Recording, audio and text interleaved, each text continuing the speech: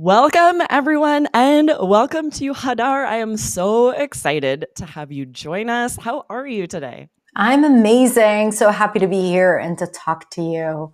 Thank you so much for inviting Welcome me. back. I know you've been on the podcast before, and our listeners always love your episodes. So we're so excited to chat with you again. If you, by chance, haven't heard of Hadar, which I know is unlikely, I'll give a quick intro here. Hadar is an online entrepreneur, teacher, and content creator with over 4 million followers across all content platforms. She's trained teams in large global organizations such as Google, Facebook, Microsoft, IBM, basically the biggest companies. And you've also worked with leading actors, singers, politicians, and public speakers in Israel, which is amazing. And this is exciting. Hadar has helped Google develop and design its pronunciation search tool that now serves millions of people around the world. I know we all use that. So this is amazing. And Hadar today is going to share 3 tips for why repetition is important and building speaking habits, how to make sure your practice is effective, which I know everyone out there listening, you are busy working individuals. You don't have a lot of time. You need to make sure every minute you're practicing is effective. So I'm so excited for these tips today, Hadar. Well, first of all, thank you so much. And thank you again for inviting me to speak. Definitely my favorite podcast to be on. And yes, so I want to talk about repetition. So even though I actually come from pronunciation, right, and that is the field of that I teach and coach, what I'm going to share today is definitely relevant for every aspect of English: building grammar, building vocabulary, building fluency, and definitely pronunciation. I've learned it through the pronunciation work that I have done myself and that I've been teaching my students. And here is the thing about repetitions. And when people hear it, it feels like, like something that I need to do or something that might feel a little boring. But here is why it is so incredibly important. First, when we think about speaking, especially when we talk about pronunciation, grammar, and vocabulary, it's important to remember that we are talking about building speaking habits.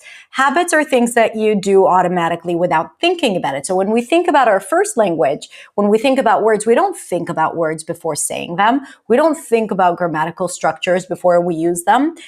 And this is why it's automatic. It's a habit.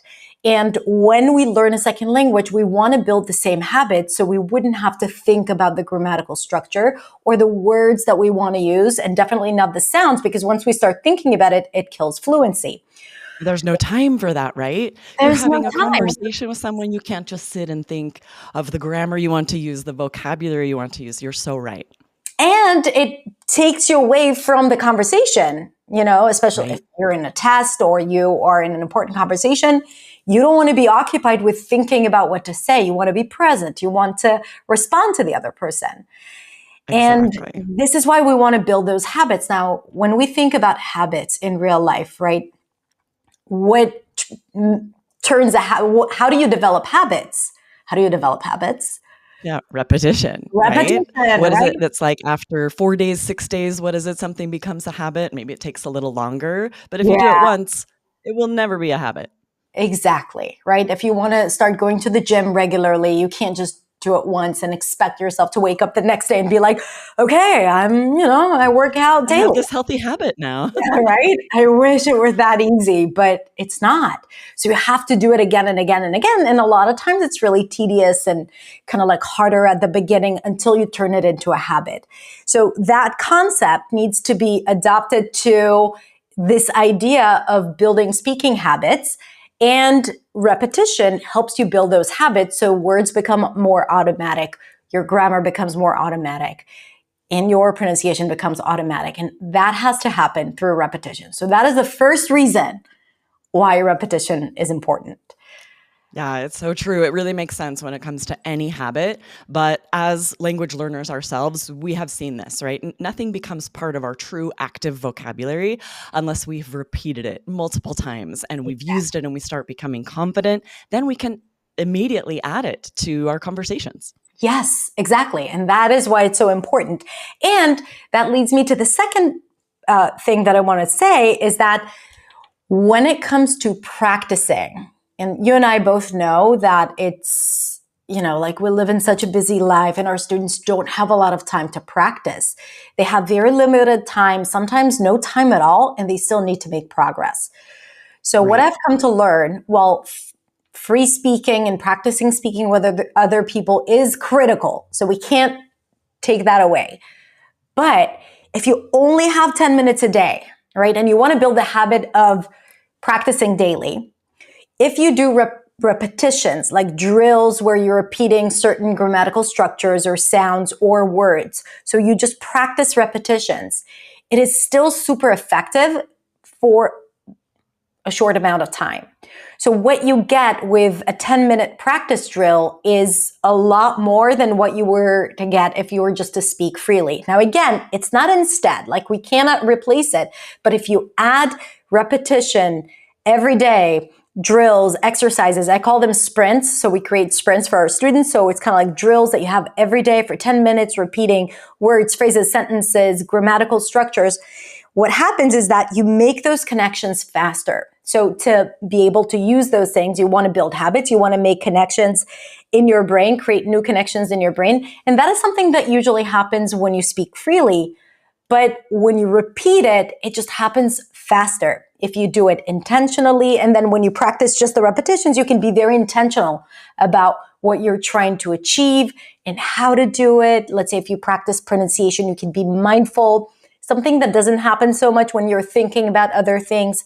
So the practice, when you just practice drills and repetitions, is a lot more effective. So you get more for the time you invest. I love this metaphor to running, sprinting, because just like for a runner, doing those sprints, maybe not the most fun thing you do, it is where the skills are built more quickly. Yes. And the same with conversations are more fun than the drilling, the practicing, but that is where the skills are built more quickly and they work in conjunction. Like Yeah. one is not going to progress as quickly without the other. And if you only have 10 minutes and you're not able to spend that speaking with someone, this is the best way you can spend that time. Exactly. And it's a skill that you build. And, I used to play the piano. And as a child, I remember like always wanting to play those, beautiful pieces, but I had to do the scales to train my hands to play the things that I wanted to play. And I remember The scales are the worst. I'm right there with you. I played piano as a kid and your teacher you would know say, what I too mean? bad. You have to do the scales. You have to do it. And when you listen to your teacher, you realize that you're building the skill of using your fingers. And that's a thing with pronunciation, with grammar, with vocabulary. The repetitions help you build the skill, make the connection, and then when you speak freely, it's there for you. Yes. Oh, this is so true. I'm very excited for any listeners who have sort of plateaued and they're not sure why. They don't have a ton of time, but they feel like they're still listening to podcasts. There's still things that they're doing, but they're not seeing the progress. I feel like this could really be a game changer. This could make the difference for them to realize I'm not really, doing repetition with my vocabulary, my grammar, the things that I'm Yeah. learning. I'm not being really proactive about that. And maybe that's what's missing. Yeah. And you learn a lot. So people learn, they get the passive knowledge, they don't turn it into active knowledge. So Right. again, when you put it into practice and you learn a new word and you don't just keep it to yourself, but you just say it in different example sentences, then this is something that allows you to, like, it makes it stick a lot longer than just trying to remember it, right? You build the habit. Absolutely. And just once won't be enough, just like one sprint wouldn't be enough for a runner. It is, it's going to be multiple times and it's different for everyone. It might be, more than you expect, but if you stick with it, don't give up on the word until you're using it in conversations really naturally and confidently, then it's part of your active vocabulary. Yeah, exactly. Which leads me to the third tip that I want to share about repetitions. And that is, it's a huge confidence builder.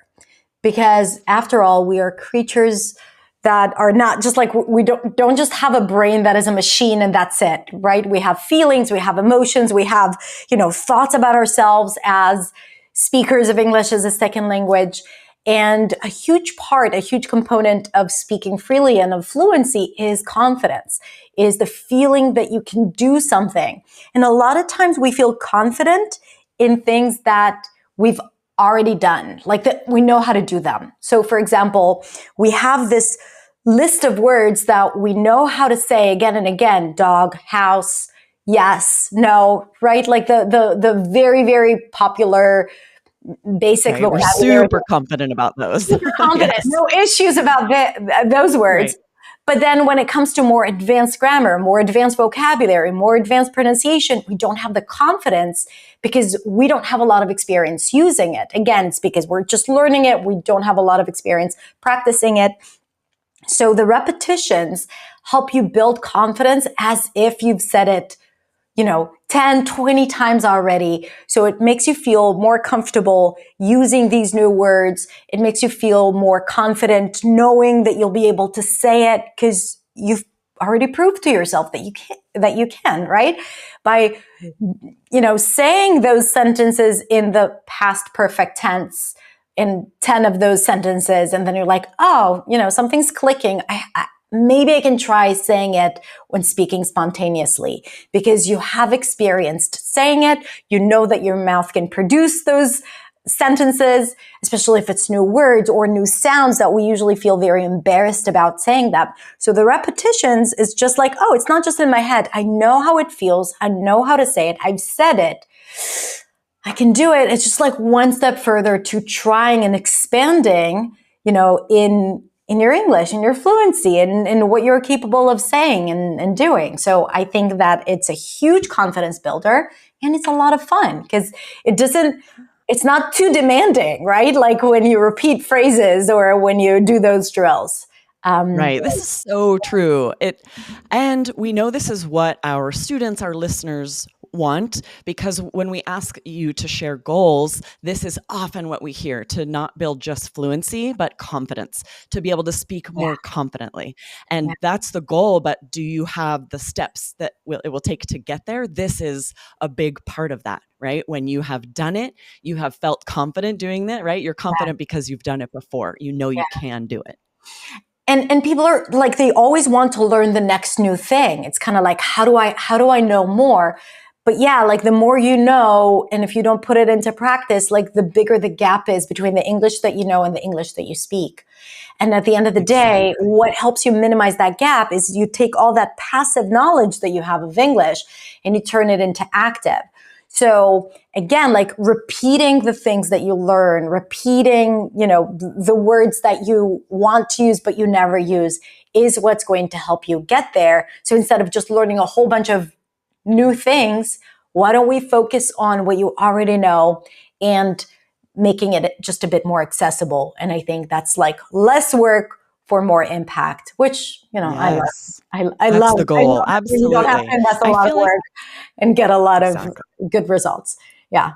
Right, exactly. I feel like today could be a real aha moment for our listeners. You may have been stuck. I'm so excited you shared these tips, Hadar. I think they're brilliant. It seems so simple, and yet it might be what's missing, right? So thank you so much for coming today, for sharing these tips. And can you share, for any listeners who haven't heard of your podcast, your YouTube channel, can you share how they can find you, how they can find out more?